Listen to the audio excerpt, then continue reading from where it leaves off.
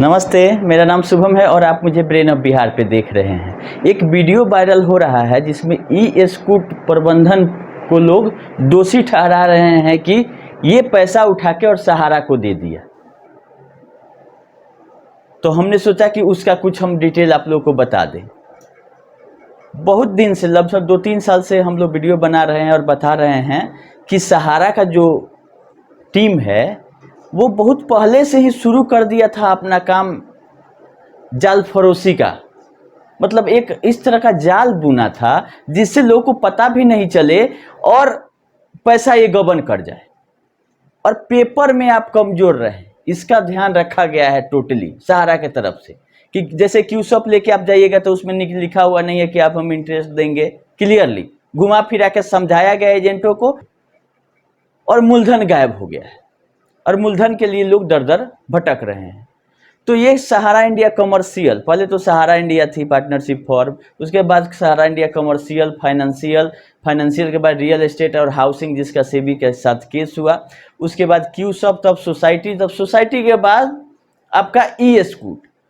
तो हम लोग के हिसाब से ये 5वां 6ठा बार लोगों के हिसाब से गलती करते गए, गलती पे गलती, पहला दूसरा तीसरा चौथा 6ठा बार ये गलती है जिसमें का ई स्कूट में फंसा हुआ है, जो एजेंट हुआ चाहे जमा करता हो।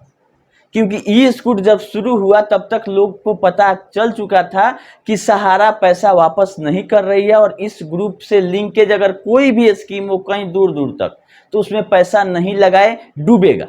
और हम लोग क्लियरली बोले भी थे कि ये स्कूट करता क्या है, इसके डायरेक्टर कौन है, सहारा से रिलेटेड कैसे है, पहले इस सब का पता लगा लीजिएगा तब रुपया आप जमा कीजिएगा। लेकिन जिनको टेस्ट करना रहता है कि हाँ थोड़ा छू के देखते हैं कि कैसा लगता है, तो ये छू के देखने में बहुत लोग फंस चुके हैं।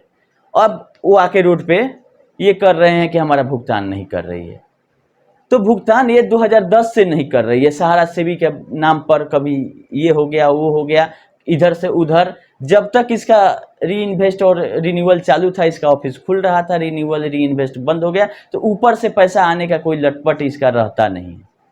आप जितना ही ब्रांच से कलेक्शन करके भेजिएगा उससे कम ही फंड हेड ऑफिस से नीचे की तरफ आता रहा है, जो रेशियो। आप लोग जो फ्रेंचाइजी मैनेजर है, ब्रांच मैनेजर है, एक बार उस पर देखिएगा आप लोग कि पैसा जितना आप मार्केट से कलेक्ट करके दे रहे हैं, क्या उससे ज्यादा किसी मंथ में हेड ऑफिस ने आपको दिया है? नहीं। और देखिए संपत्ति का जहां तक बात है, संपत्ति भी सहारा बनाई है शुरू से, क्योंकि लोग बोलते हैं 40 साल की कंपनी, तो 40 साल की कोई कंपनी नहीं है इसके पास। जो भी कंपनियां हैं, सोसाइटी तो इधर 2010 के बाद बनी हुई है, खाली कहने के लिए 40 साल है। और कब ये कमर्शियल से फाइनेंशियल से आपका रियल एस्टेट से क्यूसअप से सोसाइटी में कन्वर्ट हो गई, लोग को पता नहीं चला। कोई भी एजेंट एक बार भी ऑब्जेक्शन नहीं किया कि ऐसा क्यों कर रही है, कि जब कमर्शियल ठीक था तो फाइनेंशियल का क्या जरूरत था, जब फाइनेंशियल ठीक चल रहा है तो हमको क्यूसअप का, रियल एस्टेट हाउसिंग का क्या था जब बिना सेबी का परमिशन का आप नया कंपनी बना रहे। तो कोई कुछ पूछता नहीं था इसके मैनेजमेंट में, जो करते थे सुब्रत राय सहारा करते थे और इन लोगों को बोल देते थे कि आप मार्केट से पैसा उठाते रहिए। तो ई स्कूट रेंटल्स वाले लोगों के साथ भी सहानुभूति है हम लोगों की, खैर उस तरह की नहीं है जिस तरह से लोग फंसे हुए हैं अनजान में। ये लोग जानबूझ के फंसे हैं और आज आके बहुत दिन से हम लोग भी बता रहे हैं कि नहीं जमा कीजिए, नहीं जमा कीजिए, ये फर्जीवाड़ा का गैंग है। केवल जब देश के गृह मंत्री बोल दिए हैं कि सहारा का गबन अखिलेश के सरकार में हुआ था, तो गबन तो घोषित कर दिए हैं कि खा गई है। अब इस पे कार्रवाई का बारी आता है, जो कि हो नहीं रहा है, हम लोग इसी का इंतजार कर रहे हैं। तो जल्द ही हम लोग अब कार्रवाई की तरफ बढ़ेंगे, क्योंकि पोर्टल से पे जो डाटा है वो मेल नहीं खा रहा है। तो जब तक इनको जेल नहीं होगा तब तक इनका डाटा मेल नहीं खाएगा। इसके लिए हमने ये कोशिश किया है कि जितने भी चारों सोसाइटियों के की मैनेजरियल पर्सन और बोर्ड ऑफ डायरेक्टर में लोग हैं, उनका नाम पता एड्रेस कहीं से मिल जाए। और लास्टली हम लोगों को एफआईआर और इन लोगों की कार्रवाई अपने स्तर से ही करना पड़ेगा, उसकी तैयारी शुरू कर दीजिए। और क्यूसअप का जहां तक बात है, 10 तारीख को डेट है जुलाई में, अगर उसमें भी नहीं होता है तो उसमें तो बहुत बड़े बड़े महारथी लोग डायरेक्टर रह चुके हैं, तो उसमें भी हम लोग डायरेक्ट अब एफआईआर के तरफ ही चलेंगे। क्योंकि ब्रांच बंद करके ये लोग सोच रहा है कि कोई कुछ पूछेगा नहीं, पोर्टल के भरोसे हम लोग गायब हो जाते हैं। ब्रांच से भुगतान होगा, ब्रांच से भुगतान होगा, तो बंद करने के लिए तो कोई कहा नहीं, अपने बंद करके ही फरार है। और खोलने के लिए क्या कर रही है ये बताए। सुब्रत राय सहारा के मरने के बाद से कोई भी ऑफिशियल आदमी आके ये नहीं बोला कि हम सहारा ग्रुप चलाएंगे, चाहे क्या करना है नहीं करना है। लोग अनाप शनाप जो अपना मन में आया लोग बोलते रहे हैं, कोई भी ऑफिशियल जानकारी नहीं है। तो अब हम लोग को कार्रवाई करने की तरफ अब बढ़ना है, क्योंकि पोर्टल पे हमने ट्राई किया था, आज भी मैसेज आ गया, सहारा के पोर्टल पे भी अपलोड है फॉर्म, वहां पे दिख जा रहा है ब्रांच में, लेकिन सीआरसीएस को ये प्रोवाइड नहीं कर रही है। क्या क्राइटेरिया रखा है सहारा ने डाटा देने का, इस हिसाब से डाटा दे रही है कि लोगों का पैसा सही समय पर मिल नहीं जाए और ये 5,000 करोड़ खत्म नहीं हो जाए कि हमारा ड्रामा खत्म हो जाए। तो एक मतलब कुछ एक लिमिटेड डाटा दिया जा रहा है, स्कैन किया हुआ जो डॉक्यूमेंट है सहारा के तरफ से सीआरसीएस को, जिससे कि भुगतान जो है वो डिले हो। तो इसमें सीआरसीएस को कहां घाटा है, उसका भी अपना खर्चा चल रहा है पोर्टल के पैसा से ही। लेकिन कार्रवाई की अब जरूरत पड़ गई है, और जो इस में फंसे हुए हैं उनको सलाह है कि जल्द से जल्द एफआईआर करके इसका जो मलाई खाए हैं उन लोगों का नाम रखते हुए 420 406 में केस करके इनको अरेस्ट कराइए। अगर पैसा नहीं दे रहे हैं तो मत कीजिए, क्योंकि ऐसा ना हो कि फिर रिजाइन करके सब भाग जाए, उसके बाद फिर आप लोग वहीं क्यू शॉप है इसके तरह झाल बजाइएगा। तो जल्द से जल्द केस करके कार्रवाई करे। जो अगर आश्वासन मिला है कि 4 महीना बाद मिलेगा, तो क्यों 4 महीना बाद मिलेगा? कोई कोरोना आया है, रिसेशन आया है, क्या आया है इस स्कूटर रेंटल में कि आपका भुगतान रुक गया? और सितंबर में कहां से पैसा आ जाएगा कि आप देना शुरू कर दीजिए? तो इसीलिए जरूरी है जल्द से जल्द कार्रवाई शुरू कीजिए, ताकि जो दोषी हैं वो जल्द से जल्द गिरफ्त में आए, नहीं तो रिजाइन करके सब भाग जाएगा। तो देर करने की जरूरत नहीं है। बाकी इधर का जो अपडेट है वो हम देते रहेंगे। अभी के लिए इतना ही, यही बताना था कि कार्रवाई जल्द से जल्द शुरू कर दीजिए लीगल में, नहीं करिएगा लटका रह जाएगा।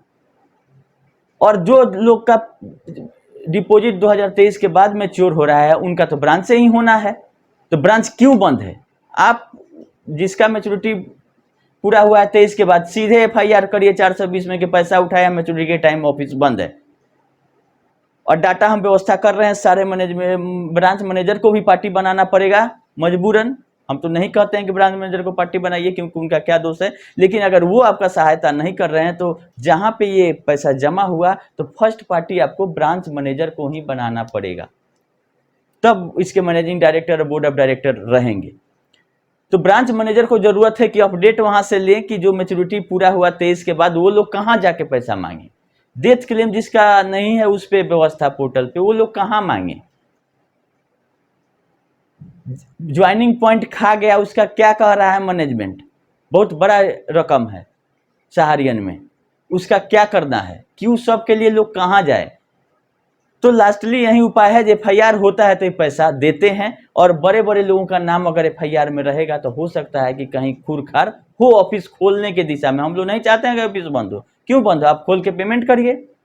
आप तो भागे हुए हैं ऑफिस बंद करके, और लोग यहाँ बोल रहे हैं कि आप ऑफिस खुलेगा, ऑफिस से ये तो बंद करके भागा हुआ। हम लोग तो चाह रहे हैं क्या कि ऑफिस खोलो, तुम ऑफिस खोलो और बताओ। हम लोग को क्यों वीडियो बना के बताना पड़ रहा है? सारा अपडेट आके ऑफिस से दीजिए। आप लोग जो इसका पैसा खाए हैं और जो लोग इसमें काम कर रहे हैं, आज इसका इससे सैलरी ले रहे हैं, उन लोगों को आके बताना चाहिए कि हाँ ज्वाइनिंग पॉइंट कैसे करना है, वैसे करना है। आज पता चल रहा है कि ज्वाइनिंग पॉइंट हटाना है।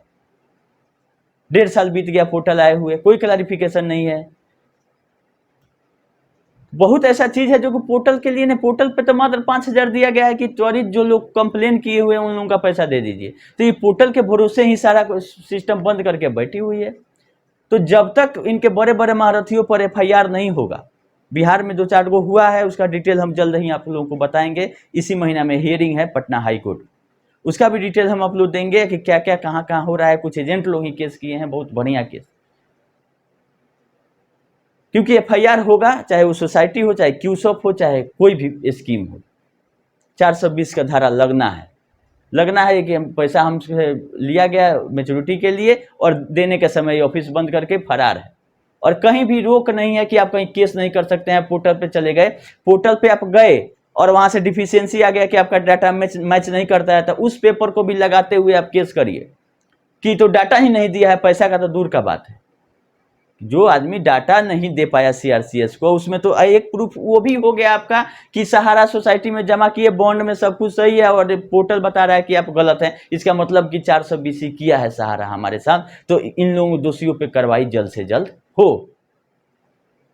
खैर, जैसा अपडेट रहेगा हम आप लोग को जल्द ही करते रहेंगे। अभी के लिए इतना ही, धन्यवाद।